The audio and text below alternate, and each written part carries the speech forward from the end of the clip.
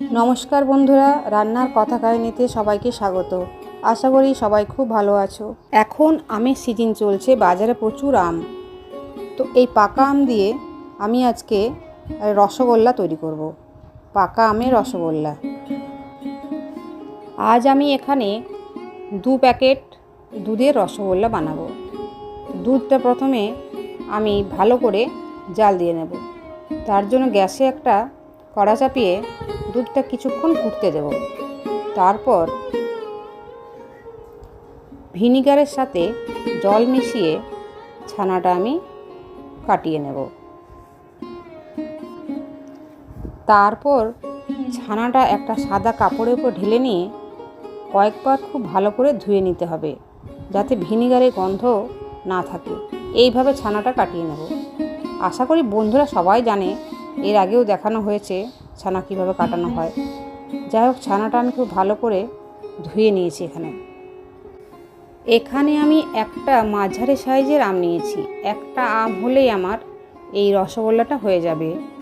আমটা যেন খুব ভালো পাকা হয়, ভেতরটা একটু ভালো যেন হলুদ রঙের হয়, আর একটু মিষ্টি আম হলে ভালো হয়। টক আম হলে মিষ্টিটা অনেক সময় টক লাগতে পারে, তাই একটু খেয়াল রাখতে হবে। আমটা আমি ভালো করে কেটে ভেতর থেকে পাল্পটা বের করে নিয়ে মিক্সিতে একটু পেস্ট করে নিয়েছি। এরপর ছানাটা আমি একটু ভালো করে মেখে নেব।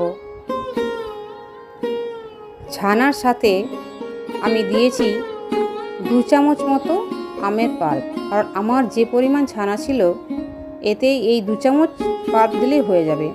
আর দিয়েছি 1 চামচ মতো ময়দা দিয়ে খুব ভালো করে আগে মেখে নেব।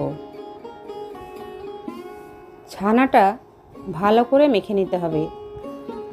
মাখাটা যেন নরম থাকে, তাহলে মিষ্টিটা ভালো ফুলবে। আমার এখানে সব ছানাটা ভালো করে মাখা হয়ে গেছে। এরপর আমি তৈরি করে নেব চিনির রসটা। গ্যাসে কড়া চাপিয়ে আমি এখানে 2 বাটি চিনি দিয়েছি, তার সাথে 5 বাটি জল দিয়েছি। জলের পরিমাণটা একটু বেশি রাখতে হবে। 2টো এলাচ ফাটিয়ে দিয়ে দিলাম। আর রসটা ফুটে ওঠার পর বাকি যে আমের পাল্পটা আমার ছিল ওটা আমি ওই রসের মধ্যে দিয়ে দিলাম। দিয়ে রসটা খুব ভালো করে প্রথমে ফুটতে দেব। রসটা ভালো করে ফুটে উঠলে মিষ্টিগুলো একটা একটা করে রসের মধ্যে ছেড়ে দেব।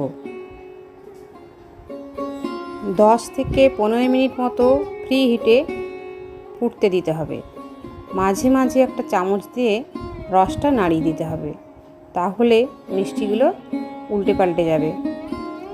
তারপর স্টিম কমিয়ে আরও মিনিট 10 ফুটতে দিতে হবে হালকা আঁচে। এইভাবে 20 থেকে 25 মিনিটের মধ্যে আমার মিষ্টিটা তৈরি হয়ে যাবে। মিষ্টিগুলো আমার হয়ে গেছে। এরপর একটা বড় পাত্রের মধ্যে ঢেলে নেব, দিয়ে রসটা ঢেলে দেবো ওর উপরে। তারপর রেখে দেব 1 থেকে 2 ঘন্টা। 2 ঘন্টা পর এটা খাওয়ার জন্য রেডি হয়ে যাবে। মিষ্টিটা এত সুন্দর হয়েছে, সফট এবং রসে ভরপুর, খেতে খুবই সুন্দর হয়েছে। তো বন্ধুরা, এইভাবে ম্যাঙ্গো রসগোল্লা বা আমের রসগোল্লা বাড়িতে করে খেয়ে দেখো কত সুন্দর হয়। আমার ভিডিওটা আমি এখানেই শেষ করছি। কেমন হয়েছে অবশ্যই তোমরা জানিও, আর লাইক, কমেন্ট এবং শেয়ারের আশায় থাকলাম। আর আমার এই চ্যানেলটিকে এগিয়ে নিয়ে যাওয়ার জন্য অবশ্যই তোমরা আমার পাশে থাকবে।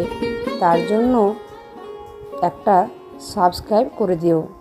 নতুন বন্ধুদের স্বাগত, আর পুরনো বন্ধুদেরকে অনেক অনেক ধন্যবাদ